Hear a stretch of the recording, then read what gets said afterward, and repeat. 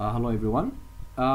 In this presentation I will be talking about classroom discourse and teacher development, which is extracted from Steve Walsh's book Exploring Classroom Discourse, Language in Action. According to Steve Walsh, in order to improve both the quality of teaching and learning, teachers should study their own use of language and its effect on learning.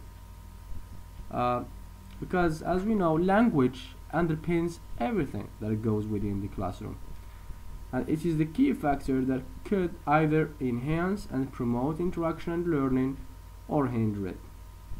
So it is very crucial for teachers to study their own use of language in the classroom, and they could do this for example by recording their lectures and their lessons. Then once they go home, they listen to them and study them and see whether they do what it takes to improve interaction or not. Because again, according to Steve Walsh, language teachers might improve their professional practices by focusing on classroom discourse. And they could do this, like improving their the quality of teaching and learning. Steve Walsh suggests few strategies to do this. First of all, by improving questioning strategies. Second, by making the classroom more communicative. Third, by improving interactive decision making. And finally, by dealing with reticence. And we will get to each one of these strategies in details. The first one, improving questioning strategies. Teachers can be trained to ask appropriate but fewer questions so as to increase their learning involvement. Again, as we all know, questions are very, very essential in the classroom in order to make sure that the students are following. Because a lesson without questions would be just a boring lectures, and students would not really learn much from it. So teachers should make sure they ask appropriate questions that would enhance learning and encourage students to participate and interact. In the book, we find that there is that Steve Walsh includes Thompson's classification of questions, and they could be classified according to him again into first the form, and that is to say they are closed or open questions. In terms of the contents, and here are they personalized questions, are they about learners' opinions and experiences. And here Steve Walsh again encourages teachers to ask students about their opinions and experiences, and to make them more personalized, because that way there is no right or wrong answer to the question, and that way you encourage students to participate and talk at ease in the classroom. The third classification is according to the purpose, and here either they are display or referential questions. By display questions we mean very close questions that just require yes or no questions, and they are usually asked by the teachers to check understanding. For example, the teacher would ask the student, do you understand this? And the students would reply by yes or no. Then there is the referential questions, which are more required in order to promote interaction, and they are open questions. They are usually WH questions, and the answer is usually open, and by asking the students to reflect on a particular topic and state their opinions or something.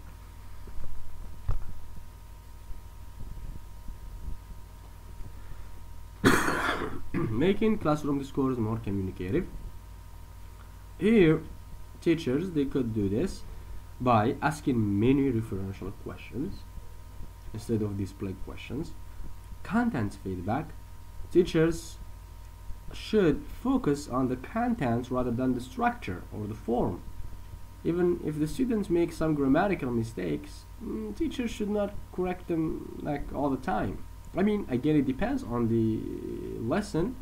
If it's about grammar, maybe teachers might focus on the structure, but usually and generally speaking, teachers should always focus on the content feedback rather than the structure and the form, because like correcting and over-correcting students might cause students to have this unconfidence and not be able to talk in the classroom.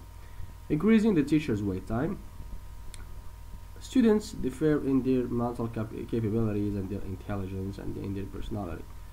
The extrovert students, like, they think about the question really quickly and they raise their hands to answer it quickly. But teachers should increase their waiting time. When they ask a question, they should give more time to the student to reflect on the question, to think about the answer, to formulate the answer in their mind, then to give them the floor to talk.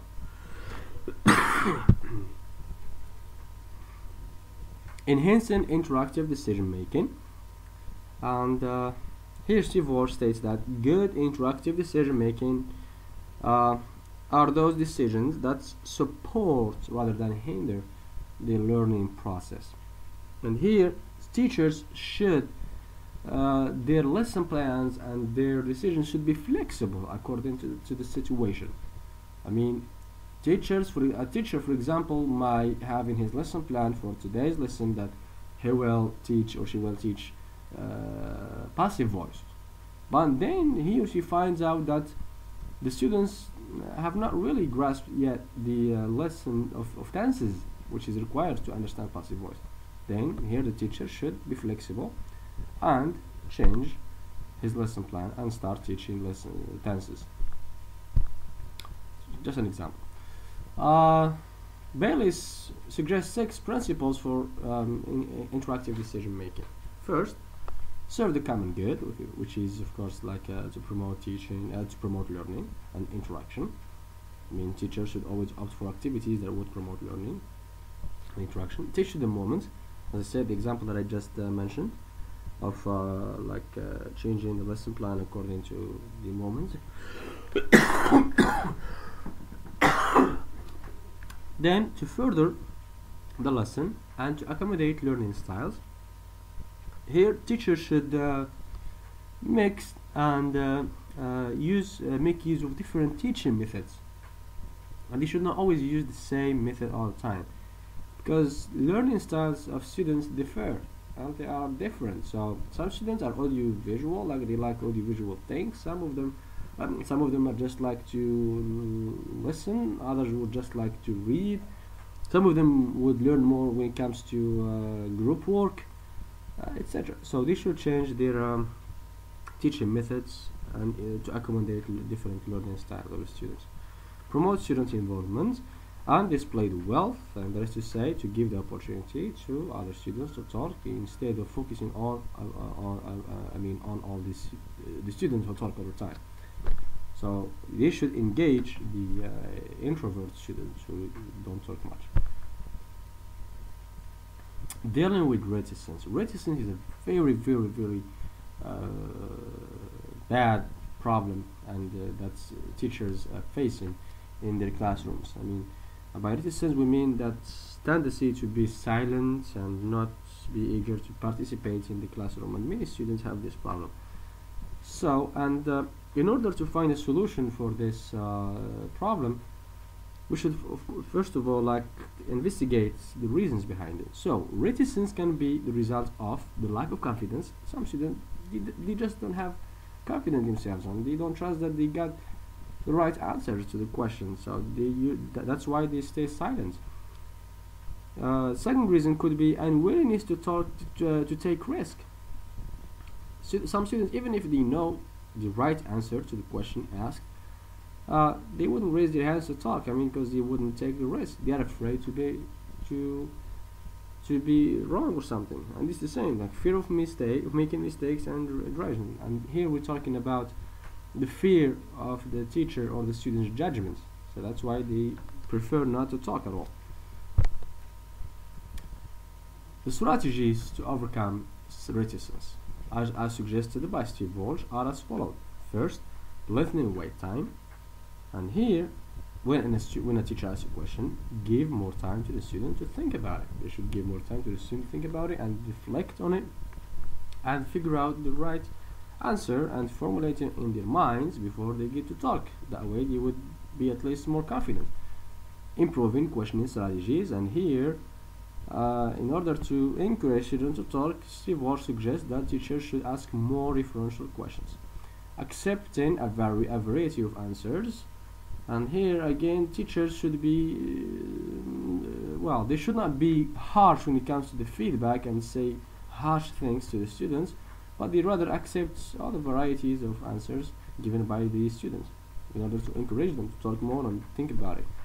Making use of group work again could be a very useful strategy to improve, to promote learning, because some students, they learn more from their peers and from discussing with their peers than they learn from the teacher himself. Providing content feedback, again, teachers should provide more content feedback rather than structure and form feedback. And to conclude, we cannot address teacher development without examining classroom discourse and the various strategies that would enhance the learner's participation in the learning process. It's really crucial for the teacher to concentrate on classroom discourse and improve all the various mechanisms stated in this presentation.